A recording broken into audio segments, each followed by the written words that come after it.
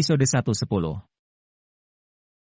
Kalau kamu menusukkan jarum ini, kamu akan kehilangan nama baikmu, kamu jugalah yang harus bertanggung jawab atas keselamatan pasien. Jensen kemudian berkata lagi dengan nada dingin, lagi pula, sebagai seorang dokter, aku tidak bisa melihat kamu yang tidak menganggap serius nyawa pasien. Brengsek, menyingkir sana. Yanwar langsung mengeluarkan umpatan dengan penuh amarah. Jensen ini terus meragukan dirinya, dia tidak bisa menahan amarahnya lagi.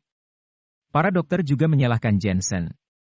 Bagaimanapun juga, saat sedang memeriksa pasien, semua dokter tidak akan senang jika diinterupsi. Semua orang memiliki pemikiran dan teknik pengobatan yang berbeda. Jika dia meragukan kemampuan orang lain, maka itu sama saja dia tidak menghormati orang lain. Dr. Jensen, aku tahu kamu memiliki pemikiran yang berbeda, tapi saat dokter lain sedang memeriksa pasien, kamu seharusnya menahan pendapatmu itu, kata seorang laki tua dengan rambut putih seraya memperingatkan Jensen. Aku tahu, tapi aku tidak bisa melihat keselamatan pasien diabaikan, kata Jensen dengan penuh penekanan. Jensen, kamu hanya sedang mencari-cari alasan. Aku tahu, kamu takut Dr. Yanwar akan menyembuhkan pasien itu, karena itu kamu terus mencari masalah. Marvin menatap Jensen seolah-olah dia bisa menebak akal bulus Jensen. Cukup. Melihat Jensen yang tidak menyerah, Yanwar menjadi lebih murka.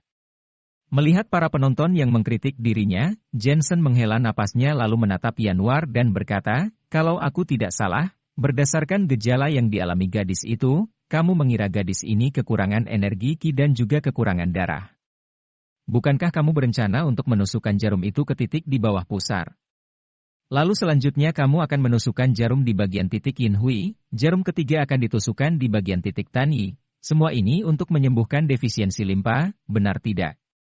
Awalnya Yanwar merasa kesal karena Jensen terus mencari masalah, tapi setelah Jensen menyelesaikan perkataannya, jarum di tangannya hampir terlepas dari genggamannya. Yanwar kemudian berkata dengan terkejut, bagaimana kamu bisa tahu? Begitu Yanwar mengucapkan perkataan itu, dokter yang ada di tempat diam berdecak kagum. Dari situ bisa dilihat bahwa Jensen memahami jalan pikiran dari Yanwar, bahkan Jensen juga mengetahui teknik akupuntur dari Yanwar. Sangat menakutkan. Setiap dokter TCM mempunyai pemahamannya tersendiri terhadap penyakit, mereka juga memiliki cara tersendiri untuk menyembuhkan penyakit. Hal yang menakutkan adalah, belum sempat jarumnya ditusukkan, tapi justru ada orang lain yang bisa menebak teknik yang akan digunakan selanjutnya. Dari situ bisa disimpulkan bahwa ilmu kedokteran Jensen sepertinya memang lebih tinggi daripada Yanwar. Kamu hanya perlu menjawab benar atau tidak, kata Jensen. Kalau memang benar, lalu kenapa? Meskipun kamu mengetahui penyakitnya dan juga mengetahui teknik akupuntur yang akan digunakan, tapi kamu hanya sekedar tahu saja, siapa yang bisa menyembuhkan penyakitnya baru bisa disebut sebagai pemenang. Sekarang kamu masih belum menang, kata Yanwar dengan penuh emosi. Tadi saat pertama kali bertanding akupuntur, dia sadar bahwa dirinya sudah kalah setengahnya, sekarang Jensen bahkan sudah bisa menebak teknik pengobatannya, Yanwar tidak akan mengaku kalah. Mendengar perkataan Yanwar, emosi Jensen menjadi tersulut.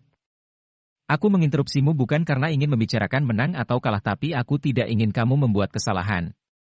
Jensen kemudian lanjut berkata dengan suara keras, dokter yang menusukkan jarum akupuntur harus memiliki nyali yang besar, ketelitian dan juga tangan yang stabil. Tadi saat kamu memeriksa pasien pertama, kamu punya nyali dan juga teliti tapi tanganmu tidak stabil. Sekarang saat melakukan akupuntur untuk pasien ini, nyalimu besar, tanganmu stabil tapi kamu tidak teliti. Beraninya kamu mengajariku? Wajah Yanwar menjadi merah. Apakah kamu tahu penyakitnya apa? Bagaimana kamu memeriksa nadinya? Bukankah denyut nadinya terasa halus? Tiba-tiba suara Jensen menjadi lebih keras. Seluruh tubuh Yanwar gemetar. Denyut nadinya halus? Ini adalah denyut nadi wanita hamil? Jangan-jangan. Ekspresi para dokter berubah drastis. Jangan-jangan mahasiswi ini sedang hamil? Bagaimana kamu bisa begitu yakin? Suara Yanwar terdengar tidak tenang, dia sendiri tidak yakin pada analisisnya. Tiba-tiba Yanwar memegang tangan gadis itu lalu memeriksa denyut nadinya sekali lagi. Melihat Yanwar yang memeriksa nadi gadis itu lagi, Jensen berbicara dengan lembut, denyut nadi halus, denyutan nadinya seolah-olah mengalir, seperti permukaan bola yang halus, seperti permukaan giok yang licin. Gadis ini belum lama ini hamil, karena itu baru akan ketahuan jika denyut nadinya diperiksa dengan teliti. Awalnya Yanuar tidak percaya tetapi di dahinya perlahan-lahan muncul bulir keringat karena dia bisa merasakan denyut nadinya memang merupakan denyut nadi halus. Apakah kamu tahu titik yang tadi kamu tusuk adalah titik terlarang bagi ibu hamil? Titik tadi merupakan titik yang terlarang kalau akupunturnya tidak dilakukan dengan hati-hati, bisa mengakibatkan keguguran, kata Jensen. Wajah Yanuar seketika menjadi pucat. Kalau tadi dia gegabah dan meneruskan akupunturnya, dia tidak akan bisa membayangkan akibatnya, pasti gadis itu akan keguguran dan nama baik dirinya akan hancur. Tidak heran tadi Jensen berkata dirinya sedang membantu Yanuar. Baik, aku mengerti. Yanuar tiba-tiba berdiri, dia dikalahkan oleh Jensen di bidang yang paling dia kuasai yaitu akupuntur. Dia benar-benar salut. Aku akan kembali ke kota Sernia Selatan untuk mengambil plakat nama Aula Semi Kuning. Besok aku akan menyuruh seorang murid untuk mengirimkannya ke Aula Obat Kota Asmenia. Dengan perkataannya ini, Yanuar sudah sepenuhnya mengaku kalah. Ilmu pengobatan tradisional tidak membedakan tempat, tidak peduli sekte apapun, semuanya memiliki kelebihannya sendiri. Semuanya adalah warga Huaxia, kenapa harus mengklasifikasi dengan begitu terperinci? Aula Semi Kuning menjaga kota Sernia Selatan, membawa keuntungan bagi warga kota Sernia Selatan. Kalau kota Asmenia menerima plakat nama itu, tidak ada gunanya juga jika kami menyimpannya, lebih baik Dr. Yanuar tetap menyimpan plakat itu dan melanjutkan baktinya bagi warga kota Sernia Selatan. Jensen menggeleng-gelengkan kepalanya. Tidak disangka, Dr. Yanuar ini langsung mengakui kekalahannya, pandangan Jensen terhadap Yanuar juga langsung berubah. Hal ini menunjukkan bahwa meskipun Yanuar itu sombong tapi dia tahu mana yang benar dan mana yang salah. Mungkin dia bisa menjadi sombong itu karena selama ini belum pernah bertemu dengan dokter yang memiliki ilmu kedokteran tinggi. Dr. Jensen. Yanuar menatap Jensen dengan tatapan terkejut. Jensen berjongkok kemudian berkata pada mahasiswi itu, "Selamat, kamu sedang mengandung. Kamu bilang kamu jadi sering merasa ngantuk, itu merupakan salah satu gejala awal kehamilan. Bagaimanapun juga, di dalam tubuhmu tiba-tiba bertambah satu nyawa lagi sehingga di awal tubuhmu akan melakukan banyak penolakan. Selanjutnya, kamu hanya perlu banyak beristirahat dan memperhatikan gizimu, nanti aku akan memberikan resep obat untuk merawat janinmu." Aku hamil. Mahasiswi itu merasa sangat kaget, mengetahui hal tersebut, dia segera mengucapkan terima kasih. Dr. Jensen memang reinkarnasi dari Kuibian. Menyaksikan seluruh kejadian barusan, seluruh dokter juga sepenuhnya salut pada kemampuan Jensen.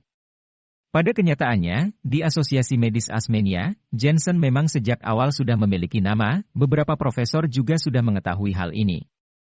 Setelah ini, di dunia pengobatan tradisional, Jensen juga akan menyandang gelar reinkarnasi Tuo Hua Sang Dr. Genius Jensen. Menurutku, lebih baik kita memberikan jabatan ketua tim ini pada Jensen. Bagaimanapun juga tamu dari luar negeri itu memang meminta Dr. TCM, Dr. Jensen bisa mewakili Dr. TCM dari kota Asmenia, kata Dr. Edi sambil tertawa. Para penonton pun ikut menganggukkan kepala mereka. Aku setuju. Yanuar juga menganggukkan kepalanya. Mana boleh begitu, Dekan dan Direktur Ervan meminta Dr. Yanuar untuk menjadi ketuanya, kata Marvin dengan panik. Direktur Marvin, kamu masih punya muka? Tadi siapa yang bilang kalau dirinya akan bertanggung jawab jika sampai terjadi sesuatu? Hehe, tadi hampir terjadi masalah besar, tidak tahu apakah kamu akan bertanggung jawab kalau sampai tadi benar-benar terjadi masalah? Ya, kalau bukan karena bantuan dari Dr. Jensen, Direktur Marvin akan celaka. Para mahasiswa menertawai Marvin.